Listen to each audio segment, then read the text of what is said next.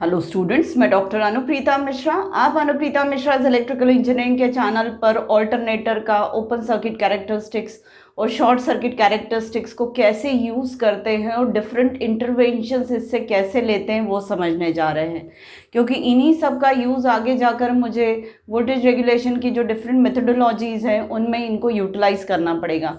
तो मैं बेसिक चीज़ें आपको अभी समझा देती हूँ इससे रिलेटेड। ज़रूरत पड़ी तो मैं इंटरवेंशंस पर एक और वीडियो बनाऊंगी, क्योंकि मुझे यहाँ पर अभी फ़िलहाल ऐसा संपूर्ण टाइप का नहीं लग रहा है कि मैं प्रॉपरली ओसीसी और एससीसी की सारी चीज़ें, सारा यूटिलाइजेशन आपको आज के कंटेंट में समझा पाऊंगी। तो चलिए स्टार्ट करते हैं। मैंने आपको ओसीसी मतलब ओपन सर्किट कैरेक्टरिस्टिक्स ड्रॉ करना एक वीडियो में पूरा एक्सप्लेनेशन शेयर किया था। नेक्स्ट वीडियो में मैंने शॉर्ट सर्किट कैरेक्टरिस्टिक्स कैसे ड्रॉ करते हैं ऑल्टरनेटर का वो भी समझाया था। यहाँ पर मैंने ओपन सर्किट कैरेक्टरिस्टिक्स और शॉर्ट सर्किट कैरेक्टरिस्टिक्स दोनों को एक साथ ड्रॉ किया है। बेस मेरा सेम है, जो फील्ड करंट हम वैरी करते हैं, चाहे शॉर्ट सर्किट कैरेक्टरिस्टिक्स ड्रॉ करना हो, मतलब शॉर्ट सर्किट टेस्ट परफॉर्म करनी है ऑल्टरनेटर पर, तब भी आप फील्ड करंट को वैरी करते हैं और उसके करस्पॉन्डिंग आप शॉर्ट सर्किटेड आर्मेचर करंट्स की वैल्यूज़ को मेजर करते हैं। और सेम ओपन सर्किट टेस्ट जब परफॉर्म करते हैं ऑल्टरनेटर का, तो सेम फील्ड करंट को आप वैरी करते हैं, पर उसके रिस्पेक्ट में आप open circuit terminal voltage alternator का मेजर करते हैं। तो जब ओपन सर्किट टर्मिनल वोल्टेज को आईएफ के करस्पॉन्डिंग प्लॉट करते हैं तो हमें ये वाला कर्व मिलता है जो ए से स्टार्ट होता है और बी तक जा रहा है, ऐसा समझिए। तो मेरा ए बी जो है वो ओसीसी कर्व है, open circuit characteristics curve. OD जो है मेरा वो शॉर्ट सर्किट कैरेक्टरिस्टिक्स है, पर ओडी को मैं प्लॉट कर रही हूँ field current versus armature short circuit current के करस्पॉन्डिंग। तो ये मेरी वर्टिकल लाइन जो है वो आर्मेचर शॉर्ट सर्किट करंट को रिप्रेजेंट कर रही है, एम्पियर्स में है, और ये वाली वर्टिकल लाइन मेरी आर्मेचर के टर्मिनल पर फेज वोल्टेज को शो कर रही है, ओपन सर्किट वोल्टेज को। अब यहाँ पर मैंने ओसीसी कर्व मतलब ए बी और ओडी मतलब एससीसी कर्व के अलावा दो लाइंस और ड्रॉ करके रखी है। एक ओसी लाइन है और एक ओएफ लाइन है।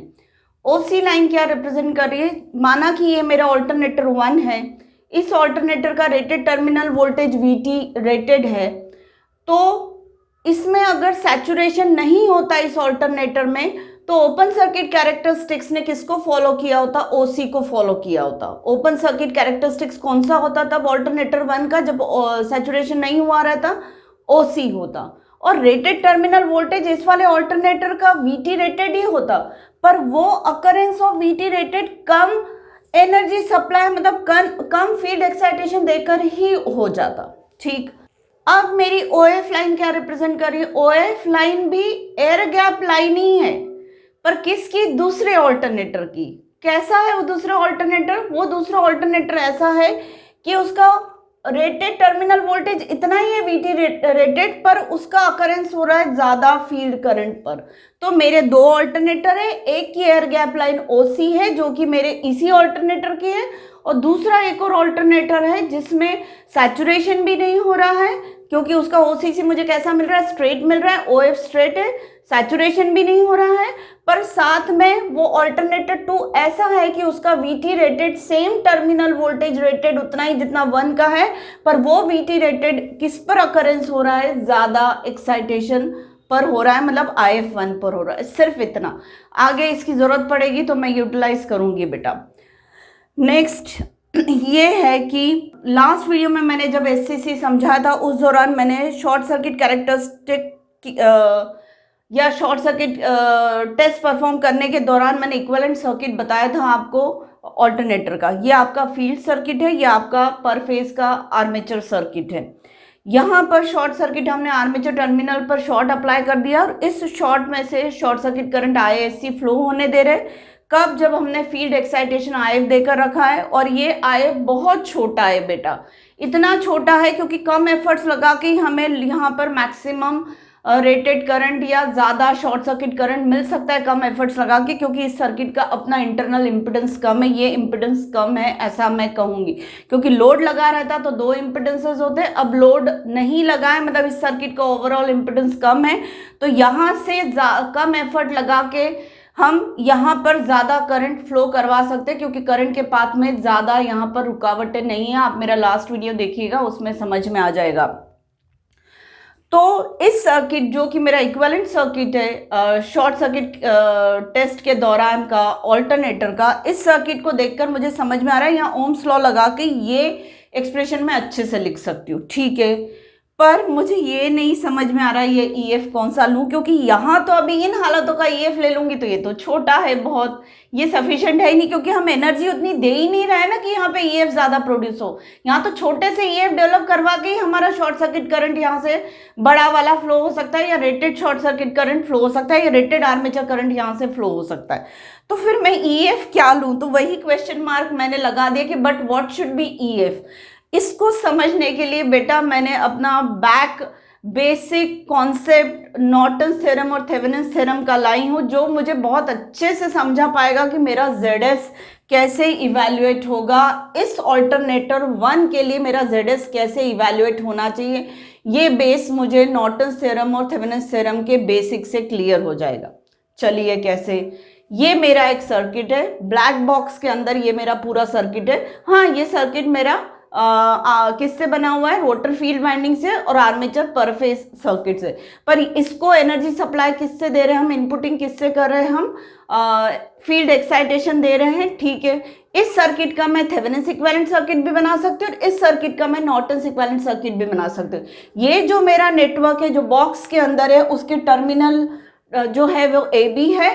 तो इस टर्मिनल से अंदर झांकने पे मुझे इसमें एक ओपन सर्किट वोल्टेज यहाँ नजर आ सकता है, और इस टर्मिनल से अंदर झांकने पर और सारे सोर्सेस को अगर मैं इनएक्टिव कर दूं, जो कि हम नॉर्टन्स और थेवेनिन्स में करते थे, तब मुझे यहाँ पे जो इम्पिडेंस पीप्ड झांकने पर जो मिलेगा बाय पीपिंग ऑफ, मुझे जो इम्पिडेंस मिलेगा वो मेरा ये वाला हो जाएगा। तो देखिए आप यहाँ पर झांकने पे टर्मिनल वोल्टेज मुझे जो मिलेगा, open circuit terminal voltage VTH जो मिलेगा वो EF मिलेगा, और अंदर झांकने पे मुझे सारे यहाँ के सोर्सेज को इनएक्टिव करने पर जो इम्पिडेंस मिलेगा वो ZS मिलेगा। तो मैं यहाँ पर थेवेनिन्स इक्विवेलेंट सर्किट ड्रॉ कर सकती हूँ, कर दिया।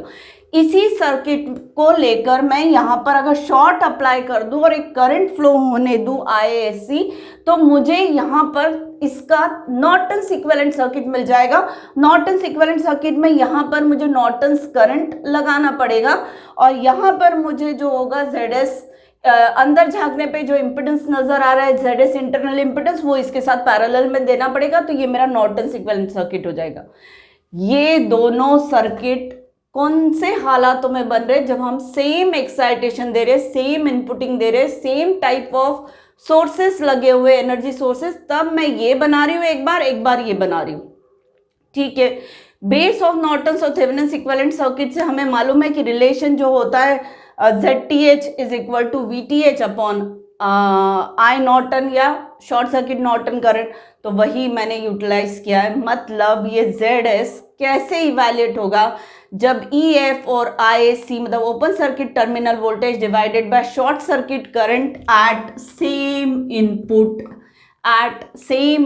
मतलब IF ही इनपुटिंग में दे रहे हैं, तब एक बार मैं VTH मतलब VOC मेजर करी, और IF ही इनपुट में दे रहे हैं, तब हम एक बार शॉर्ट सर्किट करंट मेजर करें, तब मुझे ZTH मिलेगा या ZS मिलेगा। इस ऑल्टरनेटर के केस में तो मेरा EF अपॉन IAC जो मिलेगा वो एट सेम एक्साइटेशन मिलेगा।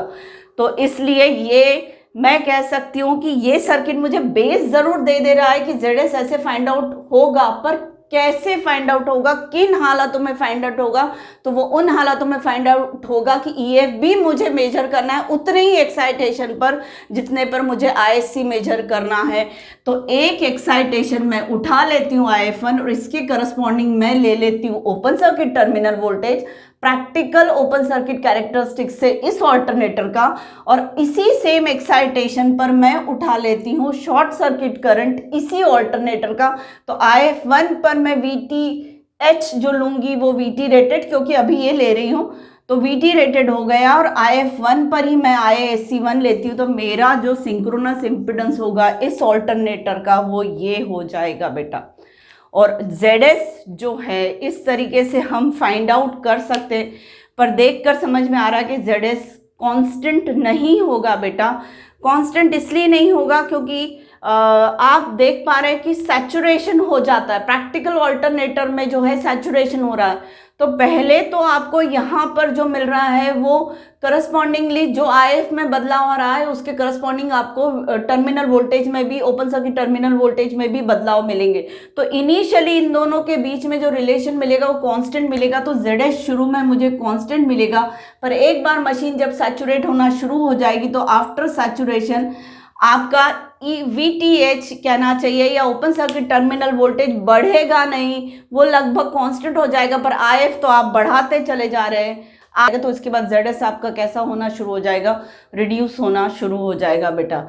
तो बिफोर सैचुरेशन आपको ZS कांस्टेंट मिलेगा, आफ्टर सैचुरेशन आपको धीरे धीरे ZS की वैल्यू डाउन होती मिलेगी। तो ये सारे इंटरवेंशन है जिसमें मैंने आपको समझाया कि ZS की वैल्यू यही क्यों होती है। आज मैंने इस चीज़ का जवाब दिया है। साथ में मैंने बताया कि SCC और OCC से ZS को कैसे रीड आउट करते हैं। साथ में मैंने एयर गैप लाइन बताई है क्या होती है, और एक और मैंने एयर गैप लाइन बताई दूसरे ऑल्टरनेटर की, वो क्या होती वो भी बताया। इन सारी चीज़ों को आगे मैं और यूटिलाइज करूंगी। और ये भी मैंने मेंशन किया कि ZS की वैल्यू कांस्टेंट नहीं होती है, बिफोर सैचुरेशन ये कांस्टेंट रहती है और आफ्टर सैचुरेशन ये धीरे धीरे रिड्यूस होना शुरू हो जाती है। तो उम्मीद है आपको मेरा आज का explanation different interventions out of OCC and SCC समझ में आया होगा। तो प्लीज़ मेरे आज के वीडियो को लाइक कर दीजिए। Thank you.